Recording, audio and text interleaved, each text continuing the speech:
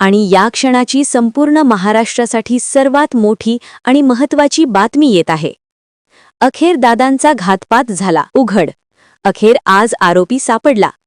यात या मोठ्या पक्षाचे मोठे नेतेही सहभागी। आत्ताच दादांच्या विमान दुर्घटनेचा कट रचणारा जेरबंद। संपूर्ण महाराष्ट्राचा लक्ष लागून असलेलं प्रकरण। दादांचा घातपात की अपघात याची सर्वात मोठी आपल्याला गुप्त माहिती भेटली आहे। आरोपीला आत्ताच ताब्यात घेण्यात आलं आहे आणि यांनी सर्व कबुली दिली आहेत।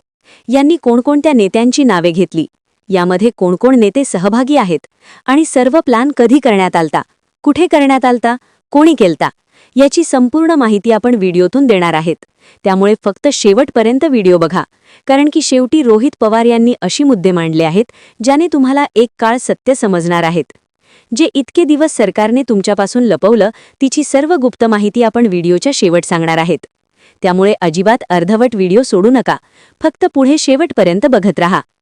तर नुकताच रोहित पवार यांनी पत्रकार परिषद घेतली असून त्यामध्ये परत पुन्हा दादांच्या घातपातावर प्रश्न उपस्थित केले आहेत। हे प्रश्न फक्त रोहित पवारांचे नसून संपूर्ण महाराष्ट्राचे आहेत। महाराष्ट्राच्या जनतेच्या मनातील प्रश्न आज रोहित पवारांनी उपस्थित केले। तसंच विलगीकरण संदर्भात सुद्धा महत्त्वाची माहिती रोहित पवारांनी सांगितली आहेत, ज्यानुसार दादा भाजपला सोडणार होते आणि परत पुन्हा शरद पवारांसोबत येणार होते। मग नेमकं काय झालं? कोणी अडचण आणले, कोण मध्ये आलं, कोणी विरोध केला, त्यांचे सुद्धा रोहित पवारांनी नुकतीच नावे जाहीर केले असून फक्त तुम्ही पुढे शेवटपर्यंत व्हिडिओ बघत राहा। नेमका दादाच्याच पक्षातील काही नेत्यांनी विरोध केला आणि या नेत्यांचा नेमका प्लॅन काय होता, यांना का बरं शरद पवार नको वाटत होते, याची गुप्त माहिती आपल्यासमोर आली आहे। आपले सर्व माहिती ऐकून तुम्ही सुद्धा संताप व्यक्त कराल। हे महाराष्ट्राची जनता यांनी त्यांना सोडणार नाही। जनतेतून तर आत्ताच मागणी होत आहे की या नेत्यांची लगेच पक्षातून हकलपट्टी करा। तसंच दोन्ही राष्ट्रवादीला एकत्र करण्याची प्रमुख जबाबदारी अमोल कोल्हे यांनी घेतली होती। त्यामुळे दादांसोबत त्यांचा संपर्क जास्त वाढला होता आणि दोन्ही पक्ष एकत्र आल्यानंतर अमोल कोल्हे प्रदेशाध्यक्ष होणार होते। परंतु त्याआधीच दादांचा घातपात केला। तुम्हाला काय वाटतं, दादांचा घात करणारे मोठ्या पक्षातील आहेत का?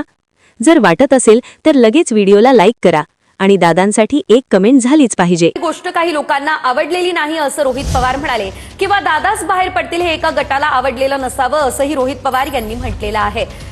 रोहित पवार यांनी खरं तर या शंका उपस्थित केलेल्या आहे आणि त्यातूनच हे काही घडलं असावं असं देखील म्हणता येईल असंही रोहित पवार म्हणालेले आहेत। काय विलिनीकरणाची चर्चा ही सुरू होती, त्याच्यामध्ये दादांमध्ये आमच्यामध्ये काय चर्चा झाली हे आम्हालाच माहिती आहे। याच्यामध्ये एक चर्चा अशी असू शकते की आम्ही एनडीए बरोबर सत्तेत जाणार, आम्ही म्हणजे आमचा पक्ष, आणि ही गोष्ट काही लोकांना आवडत नसावी। नाही तर दुसरा जो सिनारिओ आहे, दृष्टिकोन आहे की दादाच एनडीए मध्ये राहणार नाहीत, दादाच एनडीएतून बाहेर निघतील आणि रस्त्यावरची सामान्य लोकांची साठीची लढाई आमच्यावर लढतील, आणि हा दृष्टिकोन एका गटाला आवडला नसावा।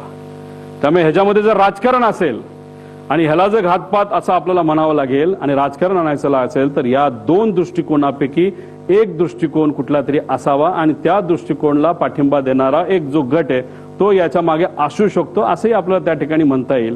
पण पायलटने दादांचं विमान मुद्दाम खाली आपटलं असं रोहित पवारांनी म्हटलंय। त्याला ब्लॅकमेल करण्यात आलं होतं का असा सवाल रोहित पवारांनी केलाय। स्फोट घडवून आणण्यासाठी विमानात अतिरिक्त इंधन ठेवलं होतं का असा सवालही त्यांनी उपस्थित केलेला आहे। हे विमान जात असताना फुल टँक हे भरले होते, म्हणजे ते पूर्ण विमानचे जे पंखे असतात त्या पंख्यामध्ये जो टँक असतो तो फुल भरला होता।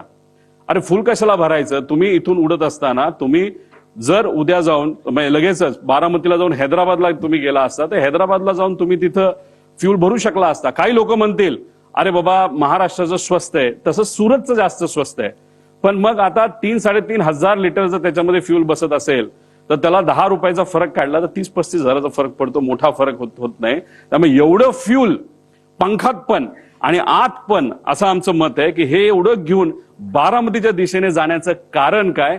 आणि जे मी पायलटच्या बाबतीत बोललो होतो की मुद्दामूनच कदाचित त्याचा वापर करून, पायलटचा वापर करून हा घातपात झाला असावा आणि त्या घातपातामध्ये फ्यूल जास्त असलं की मोठा स्फोट होईल हे कुठेतरी शंका लोकांच्या मनामध्ये, आमच्या मनामध्ये ती कुठेतरी खरी ठरताना आपण सर्वजण बघू शकतो। हा तसा या ईमेल प्रमाणे फ्लाईट प्लॅन आहे. महत्वाची बातमी, जयंत पाटलांच्या घरी विलिनीकरणासाठी 13 बैठका झाल्या. रोहित पवारांनी ही माहिती दिलेली आहे.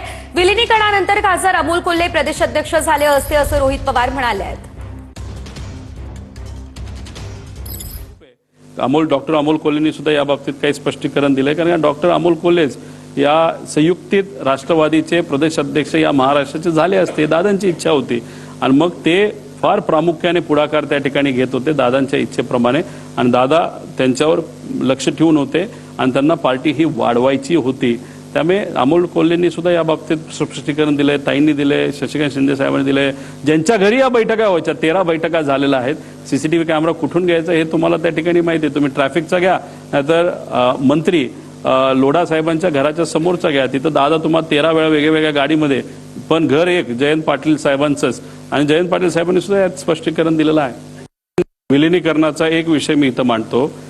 जर हे दोन पक्ष एकत्र आले असते आणि दादांची इच्छा अशी होती की हे पक्ष एकत्रित यावे भावनिक दृष्टिकोनातून, आणि जर ते एकत्र आले असते, विलिनीकरण झालं असतं, तर महाराष्ट्राचा प्रदेश अध्यक्ष हे डॉक्टर अमोल कोल्हे बोलत नाही की हे ह्यांनी केलंय, ते त्यांनी केलंय, असं झालंय, तसं झालंय. माझं एवढंच म्हणणं आहे, हे कसं झालंय याच्यासाठी प्रॉपर इन्व्हेस्टिगेशन होणं महत्त्वाचं आहे.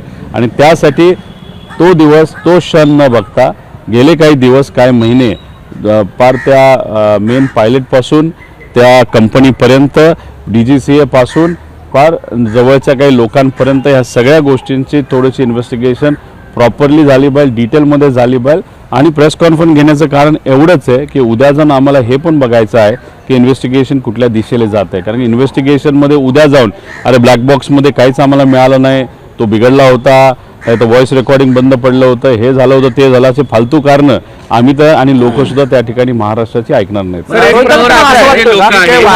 मला असं वाटतं की यासाठी टाइमलाईन डीजीसीए टाइमलाईन घालून दिली पाहिजे, रिझल्ट येण्यासाठी टाइमलाईन असावी असं तुम्हाला वाटतं का? तुम्ही ज्या शंका उपस्थित करताय सातत्याने या सगळ्या संदर्भामध्ये, ते जवळचे लोक जे सत्तेमध्ये आहेत ते काय या सगळ्या संदर्भामध्ये ज्या पद्धतीने तुम्ही हिरारीने भाग घेऊन सांगतायत, मांडतायत पोटतिडकीने, ते म्हणाले नाही. बघा, एक विषय समजून घ्या की मी फार भावनिक माणूस आहे आणि मला जे वाटतं त्या ठिकाणी मी बोलतो आणि त्या पद्धतीने मी वागतो आणि जे करायचं ते त्या ठिकाणी करून दाखवतो.